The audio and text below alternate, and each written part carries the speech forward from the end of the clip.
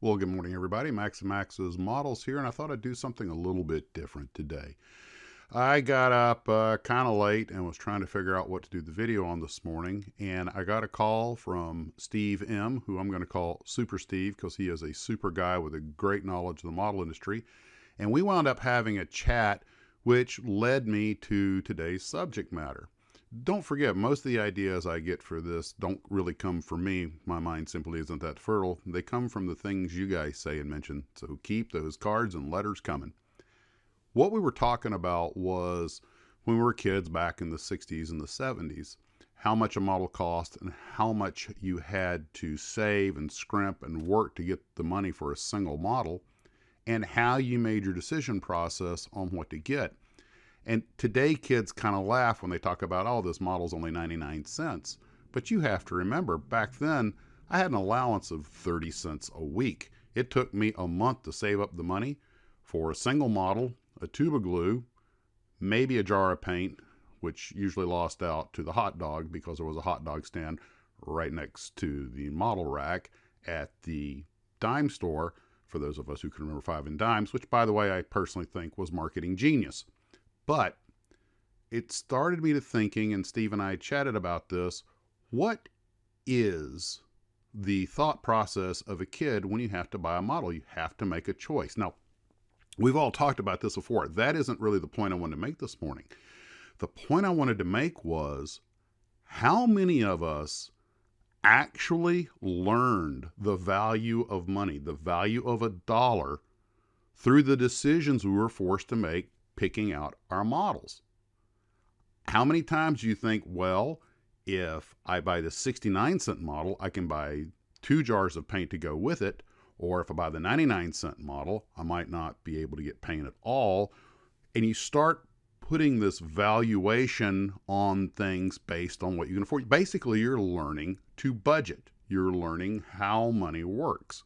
And a classic example that he brought up was he had always wanted that F102, I believe was the Revell kit, that had all the ground accessories and everything, but the thing was almost $4. It was, I believe, if I remember correctly, Mike Machat said it was $3.98.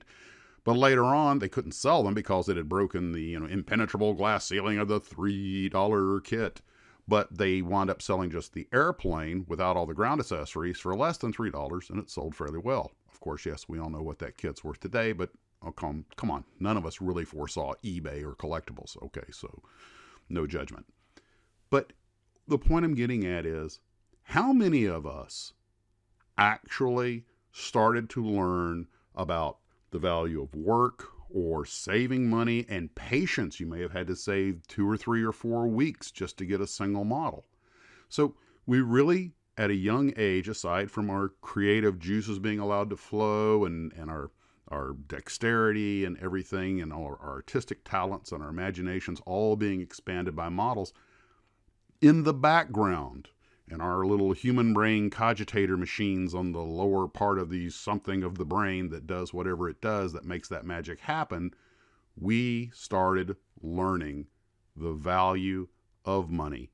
And if you had a paper route or were raking yards, did you ever think, if I do another 25 yards, I'll have enough for that super kit that I want? You actually might have started learning the value of work, the value of a thing based on work. Money just becomes the medium in between. I mean, technically, money is defined as simply a medium of exchange. But I had never even, I think I had thought of this before, but never really in a conscious stream like I'm putting it out now, that models, the hobbies, and it didn't have to be models. I'm sure it could have been other hobbies, but since this is a model channel, that's where I go. That working for money to buy models started teaching you how to budget, how to be responsible with money, and the value of money. So that was kind of my thought for the day. And I'm sure a few of you have probably got some interesting stories that revolve around something you worked on or some goal you met. Maybe it was reward money for making good grades. It's because that holy grail at the end of the line was some kit you wanted to buy, or accessory or something like that. So I just thought that was kind of an interesting little thing to talk about today. So if you ever, as a kid, if you think being a modeler as a kid helped you to appreciate the value of money, and maybe hopefully gave you some good saving and spending habits over time. Not to mention, you had to learn to make a decision. You couldn't buy them all, so you had to learn to make the command decision. Do I get this one? Do I get that one? You know, value versus reward versus value versus money, that sort of thing. Yeah, I think you know where I'm going. I'm not making the most coherent ramble this morning, but I really haven't finished my coffee. So, and normally I would appear in front of you in person, but I just can't do anything with my hair today. Well, guys, we have things to do here at the house, so actually we have to go out into the real world, a place I try to avoid, and do a whole bunch of stuff today because I have to go to work tomorrow.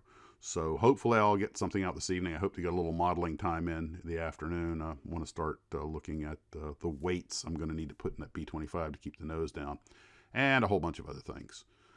Keep it fun, guys. Hope you're having a wonderful day. Thanks for watching, and as always, model on.